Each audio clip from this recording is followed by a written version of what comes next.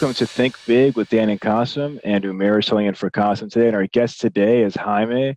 So, Jaime, if you want to go ahead and introduce yourself and tell our audience a little bit, just about what you do and who you are. Yeah, absolutely. My name is Jaime Salcedo. I'm the founder and CEO of Painless Picasso. It's a numbing cream that you can use prior to procedures such as tattooing, piercing, waxing, micropigmentation. So if it deals with pain and skin, we're looking to rid you of the pain in an all natural, with all natural ingredients and made in the USA. That's what I am. I've been a tattoo artist for over 13 years. New York City firefighter for over 6 years, and I love serving my city, and this is my next endeavor. That's amazing. So you started your career as a firefighter, and then you transitioned into being a tattoo artist, right? No, so I was a tattoo artist at 17 years old, fresh out of high school. I was always in the art world. My father was an artist, and I took off running with that, and started tattooing, and that was always the rock star life in a way. I had lost my moral compass, and so that's what got me into becoming an EMT. And then when I became an EMT, that was about 8 years, because I had 2 years already as a first responder EMT, and then I became a fireman. So yeah, that's where I'm at in my story on that aspect. So what made you want to, because you were doing tattooing, you were saying from the age of 17, what made you want to, be a firefighter? Because I feel like people don't give enough recognition to that job. It's very, very difficult. Oh, it's so easy, you're not doing anything. I'm like, no, like when there's actually a fire, like how it's so difficult. Like nobody wants to run into a building when there's a fire going on. Like it's a very difficult job. Well, Like what made you want to do it? Yeah, we all have a couple screws loose, some more than others, but in my head, I got into it because, again, that morality behind it, like tattooing, it's an ancient art, right? Tattooing came from indigenous people. It's been around. It's an archaic, type art, but you don't need it. It's not a necessity. You know what I mean? Not everybody needs tattoos. Not everybody, So as I was, living that type of lifestyle that comes with tattooing, a lot of tattoo artists can contest to that. I lost myself. I was like, I needed something with service, giving back to, the people in the city that I love. So, that's what got me on that path. And, I love everything that encompasses becoming a first responder, especially in emergency medicine. When I was an EMT, and I'm still an EMT, firemen, a lot of people don't know, firemen just don't, you hear firefighter and you're like, oh, just fires. No, we're there, at your worst time, during any type of, event that's going on in your life. We're going to most likely be responding to it. We are emergency medical technicians, and we have life support, and then we can't transport you, but we're able to sustain life until the appropriate medical services are available. So being an EMT and a firefighter, like when you first started, like what was that moment when you like really kind of hit you, like kind of like, holy shit, like I'm doing this, like, like what was that moment? Well, it's funny. I love that you asked that, Dan, because it hits me every other like day, every other tour when I'm on the rig, right? When I'm on this 30-foot, what people call a fire truck. I work in the engine though. But when I'm on this rig and I'm crossing the Williamsburg Bridge and I'm looking at the New York City skyline, I'm like, damn, like I'm really, like I'm in this, I'm really doing this. And the gravity, it doesn't hit you, unless you're really aware of it. Some people take it for granted. I'm not gonna lie, but you got to check in every so often, humble yourself, and realize that we really truly are like, the best department in the world. No, it's true. Yeah. I mean, everybody knows, FDNY, especially, the service, during 9/11, I think it was like, just like the reputation, it's like everybody, it's like around the world. So, I mean, I guess in terms of, back to tattooing, right? In terms of tattooing, what made you, I'm sure that you probably saw this pain point, that people were having pain, right? So is that kind of what made you want to get into like making this cream? And like, when did this idea kind of get into your mind? Yeah, absolutely. So what happened was that for the last few years, the last couple of years, people have been coming to me. Clients have been coming to me. I've been tattooing them, and it's been slowly creeping in. Like people are like, yeah, I have this numbing cream. I put it on an hour before, and they, because you're supposed to let the artist know, prior, if you have any prior medical conditions or something like that, before you get tattooed. And so I just more recently, I've seen the trend. I'm seeing the trend. Like people are using this more and more, and they're asking me, "Hey, do you have it? Do you recommend anything?" So now, as of like less than 6 months ago, I'm like, let me really look into this. Let me see what's going on in the numbing cream world, and then it got me into topical anesthetics. Now, Dan, I'm not a biochemist. You understand? I'm a simple guy, artist, became a fireman. I have a basic knowledge of the anatomy of the skin and just from being a tattoo artist and being in emergency medicine. But I started just getting more into it. And I guess the regulatory and compliance aspect of it came from being a fireman. You know what I mean? Because we go in, we know building codes, we know all these things. And so I started getting into it. I'm like, these guys are pushing, for lack of a better word, pure garbage out there, pure trash. And so going further into it, I was like, all right, so they're not compliant. They're not FDA regulated. They're not doing this in FDA regulated facilities. Boom. That's the problem, right? Big problem.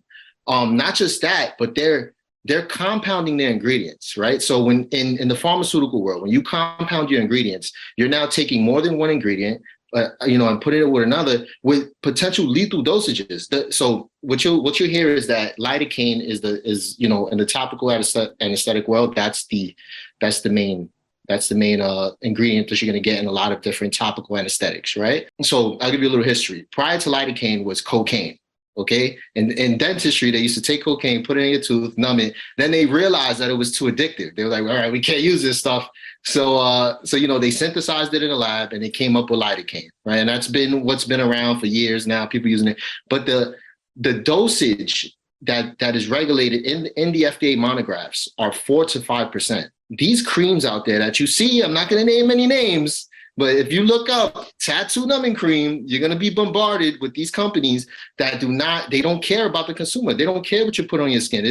They're doubling the dosages up to 10% of this stuff that you're putting into your skin. That's soluble, that's going into your bloodstream. There's an article of a lady that died not too long ago from using this, from caking it on her leg, and she could have been one of those 1 in 2,800 people, that are, have contraindications to lidocaine. So you never know, you don't know what's out there. So, it just made me, do my research, and I started, getting the work done to really get this done the right way in the good old, US of A, because they're getting this stuff from God knows where. Exactly. You have given so many people so many tattoos in your life. So I would like to ask, when did you get your first tattoo, and what person gave you that, and what's the story behind it? All right. So my first tattoo, I gotta think because I got a lot.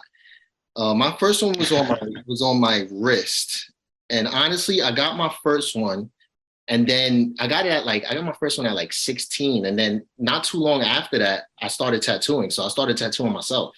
It wasn't I really didn't. Oh. Yeah. So it wasn't like I had a lot. Now I have a whole community of tattoo artists that I know and shops and all that. So, you go to different people after a while. But my first one, I could probably show you. Let me see. It was this one, actually. Let's see if you can see it. Yeah. This was the first tattoo shop logo that I worked at. Yeah, my mentor. Oh. My mentor was Paulie Zantz he's a Coney Island guy in Brooklyn, and I learned from him. I learned the sheer basics from him, and he was, he's part of those stories of where I come from, man. I come from a rough neighborhood. I grew up in Brownsville. Brooklyn in those days wasn't how it looks now, and he's that story. He's that story of a guy. He's in jail now. He's doing 25 to life. He's never getting out. Yeah, so it's crazy, to see, where you can go. And he was a small guy, people just make, the wrong decisions in life. So I guess when, in terms of your product, right? 'Cause you were talking about the importance of manufacturing in the US, and I agree 100%. I live in Texas. That's a very important thing for me too. I'm sure that's a lot more difficult because it is more expensive. It's a lot more complicated. How have you gone about that process and finding the right partners to help make this cream and keep it manufactured here in the US? You just have to keep on looking. That's it. So I finally found a partner. This is recent after going, so many different places. Because initially I got the formula created in China, right? And then, I had it because I had to make sure that it was like, it works actually. So I got it done in China. I got it shipped here, a certain quantity. And, I found that it works, everything's good. And then that's when I realized, I was like, if I do this, I'm going to be doing the same thing that these guys are doing. You know what I mean? So I'm like, even though they're in the topical anesthetics, like that's really what they're pushing. They're not even allowed to even do that, like what they're doing, which is crazy. They're making money hand over fist, but, we're going to put an end to that real soon. So they're very business friendly. So, So, go ahead. You're gonna so how are you basically planning to sell it, like to go in the market? Like, do you have anything in that mind? So yes, we do. So right now we're in the pre-money stage, right? I got an evaluation of about 600,000, right? At that point. Now we're going to allocate a certain percentage of the company to, either accredited, non-accredited investors and have them come in, and actually get it there. Getting it into I'm at the pre-order phase of things, the manufacturing phase of things. I'm already in the first phase of the manufacturing in the United States. It's going to be made in California, the sunny state. And is that what they call it? The sunny state? Is that Florida? I don't know. I don't. Golden State or something. Golden State. I don't know. Well, I think of the Golden State Warriors, but I guess it's one of their nicknames. Something like that. But so I was, again, jumping around back to Dan what you asked prior, is like jumping around. I was talking to guys in a place in Jersey, a place in Florida, a place in Texas, and just all over the place. And everybody's just, like, yeah, we can do this, but we can't do this. Or we can do this, but we can't meet your profit margins. You can do this. It's always going to be like something, And then we finally found a partner that's like, listen, we're going to do everything that's necessary to ensure that you succeed. And that's the type of partner you want, because when you make money, they make money, and again, like, yeah, the money aspect is there, but it's also, in my background and what I've been doing for my life is servicing people. I'm here to service people, and whether I'm tattooing, whether I'm firefighting, I make sure to have an ethical approach, a professional approach, and to give people something that they can trust. Not something that they got to question or they got to worry, years down the line about their health, what it did to them. So, that's the approach I'm taking, and it's not being done. It's not being done. We're truly one of a kind. And at Painless Picasso, we are perfecting the art of numbing solutions. Having a call with you guys, it's helping others discover the art of pain relief. That's amazing. So I guess right now, in terms of getting like the word out, you're talking about pre-orders, like how much interest have you had from people since you guys have not released a product yet? Like how much interest have you had from people? Well, I can tell you, we started a WeFunder, and just in my family and friends phase, the last 2 weeks, we've got a little under 10,000 in that account. Wow. Okay. Wow. Yeah. In less than 2 weeks, on Monday, we actually go public. So that's going to be, on the WeFunder platform. And that's going to change things. That's we're going to see where we go from there as far as, getting that funding on that end. So as of right now, getting like the word out, are you running ads or just like on Instagram? Like where exactly? Right now, I can't, as per the SEC, okay, we don't want to mess with those guys. It's just a family and friends round. So I'm reaching out to my clients, my fame, my friends, word of mouth. So, as of right now, we're friends. You understand? We're friends. You can, whatever you got available to you. But Monday is officially, it becomes public, and we can, work from there as far as publicizing it, through those types of avenues, whether, paid ads or whatever it is. That's cool. So I guess as of right now, because we always ask this question because we're in technology. So are you like planning on, having like a website, or if you like thought about like we have a website. You do? Okay. Yeah, you can visit painlesspicasso.com right now.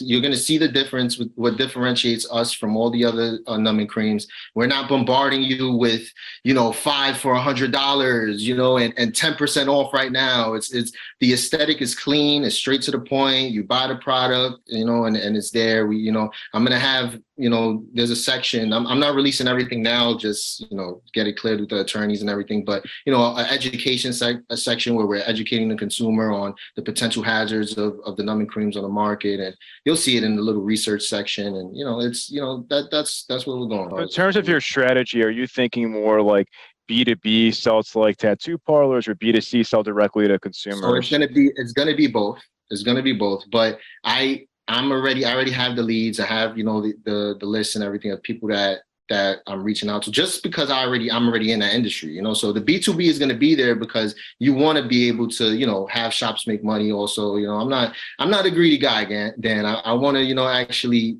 you know, have this out there and show people that they can use it. The industry is transitioning, you know, like it always has. Tattooing hasn't been legal in New York City. Became legal in New York City actually in 1995. A lot of people don't know that. Wow, I had no idea. Yeah. 1995, tattoos became legal in New York City. So you know, New York City is the you know, we found everything. So it's you know, to see where we're heading in the industry as far as tattoo artists, you know, we're making, you know, upwards of 200 to 300 an hour and more, you know, depending on. So we're seeing it, and you have the cross contamination, you have the blood pathogen, you know, aspect of it. You got to be, we're as we advance, we're surgeons. You see the work that's out there now; it's incredible. You know, so taking that into the approach, that whole machismo part, like, oh, you don't got, you know, you got to take the pain. Nah, man, it's over for that. You don't got to deal with the pain no more. Nobody wants to deal with that. Your artist does not want to deal with that either. It's annoying. People moving, jumping around. You know, it's like, it's going to be better for everybody to have something that they can trust. So No, I'm honored to be a part of that, you know? no, that's really cool. And I always tell people, I'm like, if you're going to start a business, the best is to create a solution for yourself. Like the fact that you're a tattoo artist, the fact that you saw this pain point for yourself, and now you're helping so many people across the world. Hopefully, you know, I think this is going to be an amazing product. But Thank like, you. that's what I always say. I'm like, that is the start. It's like, do something for yourself.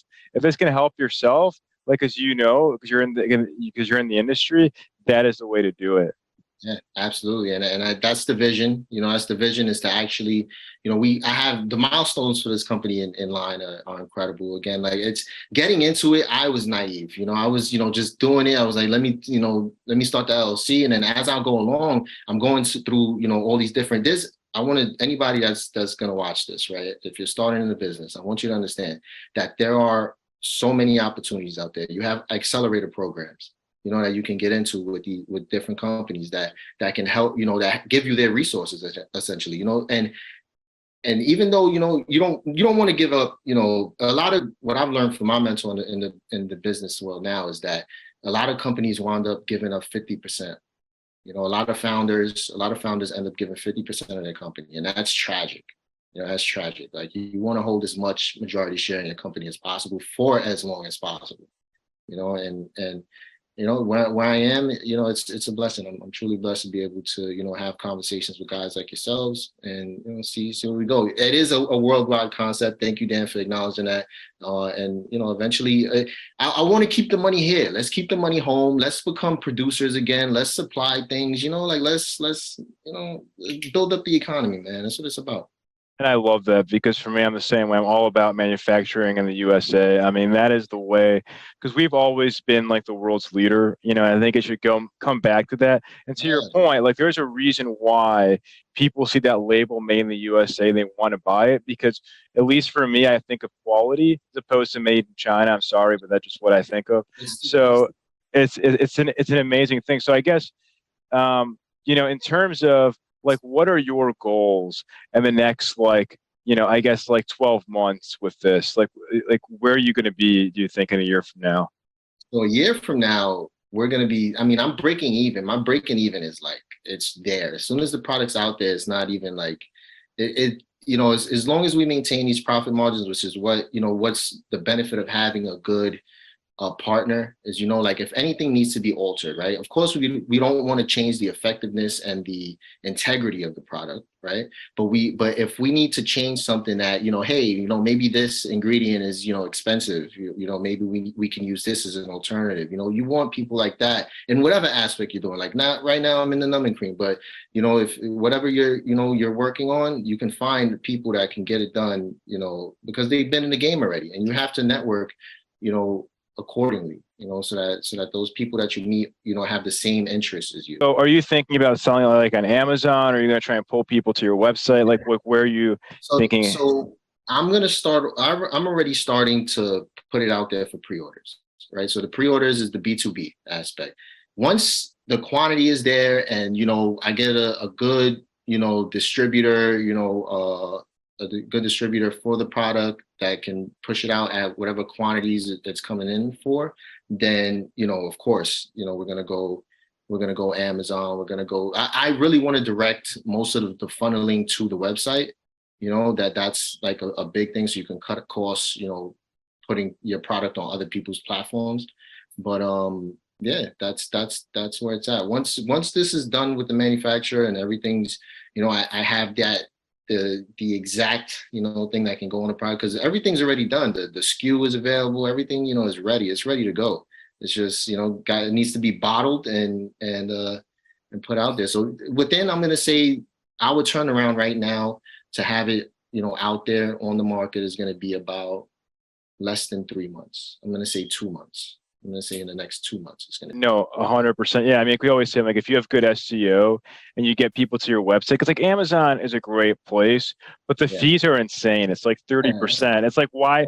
I'm not saying that, I'm like, if you can, I mean, 100%, you're spot on. I'm like, direct people to your website.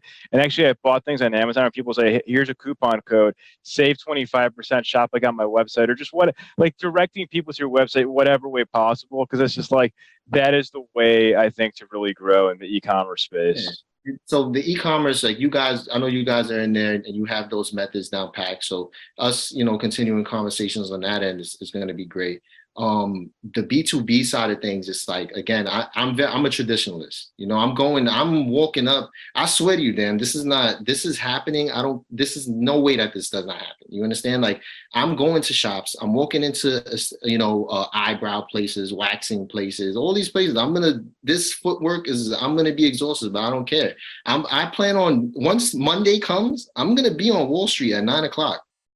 Sitting down there with the sign that says invest in my company. This is not like, this is going to happen. I can assure you, like, my drive and my passion to ensure that this occurs is not, it will not be like, hindered at all. This is it feels good. And it's weird when you have this feeling. I've been telling people, it's like this feeling like I'm compelled. Like, it's like this wants to happen more than I want it to happen. You know what I mean? I'm tired, and it's like, no, it won't let me sleep. It won't let me, like, it's like, you have to do this. This Painless Picasso wants to be a household name. And so it's, it's not, I have to facilitate that. Right. No, like I always say, I'm like, what separates the most successful people from people that aren't are the people that are willing to do whatever it takes. And that mindset that you have, I mean, that is going to get you to the top. Like that hustle, like doing the small things that a lot of people don't want to do, like calling tattoo shops, going and walking. Like you're like in New York. I mean, New York is the best place because everything is so close. In a small radius, you can hit so many places. Just go there and you go. And I'm sure, like you say, hey, I'm a tattoo artist. You have tattoos. Like they can look at you right away and say, hey, this guy knows what he's talking about, and that makes a huge difference. And then from there, once you're in, it's already out there to my immediate circle and my network. And it's because it's an all natural cream, it's gonna all naturally, just grow its tentacles out there, because there's nothing like this, and the name, coming up with the name, everything that you see, that artwork is all intellectual property of mine, like everything I did from scratch, that website I did from scratch, everything is done by me, like this is my blood, sweat, and tears, this is my every essence, everything that I've gone through in life, everything it's all encompassed into Painless Picasso. And I have a million other ideas. I got ideas coming in that I have to write down, and I'm like, you have to wait. I can't have you manifest yet. I have to do this first. Like, you got to prioritize things. And that's what I learned. Entrepreneurs are problem solvers. Firemen are inherent problem solvers. That's what we do. We see a problem and we have to fix it. That's just what it is. And it's the same thing with tattooing. You come in, a lot of people don't know the concepts that they want. They're like, listen, I just want a tattoo over here. Figure it out, and it's like, all right, we got to fix that. So that's what I've always been. And even now it's embedded in my life. That entrepreneurship is embedded in my life, because when I get into an argument with my girl or something's going on, I'm like, talk to me about solutions, please. How can we figure this out? Like, I don't want to hear the problems. It's bouncing off. It's not conducive to, your your progress. Amazing. So I guess just to wrap it up, like, what's your message to somebody who is thinking about starting something? They're not sure if they want to be like an entrepreneur. They have an, cool idea like you had. Like, what's your message for somebody like that? My message is the same message that I think everybody at the top, in between, at the bottom, just starting out, like that was there, is just to do it. And I've had other ideas prior to this, that didn't come to fruition because I didn't have that drive. I didn't have that passion. That wasn't it. You know what I mean? Whatever it was that you're thinking about, from before, and it's like, yeah, but I tried this before. I don't have the energy to do it. It's exactly what you said, Dan. You have to find what it is that drives you. That is like, listen, this is it. This is it. This is the one. And you're gonna know it by its like, it has a grab on you, and you're going to think about it every day, and you're not going to be able to do anything else. It's like, you got it. And then eventually, because it's just going to happen organically. It's going to become a part of you. And, if you break through that point, because there's a point where it's like, damn, I'm not sure, but you got to break past that. And it's going to be reoccurring. It's going to come back, back and forth. And then when you get to the point of imposter syndrome, you familiar with that? Yeah. Imposter syndrome, that happened to me recently, and I broke through that phase of things, which was interesting too. So, it's to just keep going, keep going, figure out what it is. It may not be what you're working on now. You never know. Like, it may not be what you're working on. It could be something else. But every time it comes, every time that idea and that entrepreneurship spirit comes into you, like, feed it, nurture it. And, good things are going to come. Amazing. Well, we're wishing you the best of luck. We're rooting for you. We're very, very excited for this to go live. And listen, let's keep in touch. And, hopefully in a year from now, be like a multi-million-dollar company, global company. We're very, very excited. So you're talking my language, Dan. You already know. Awesome. Well, thank you so much for your time, and really appreciate it. Thanks, Dan. You guys are the best, man. Let's talk soon. Sounds great. All right. Thank you. Later, All right. guys. Bye. Bye, man.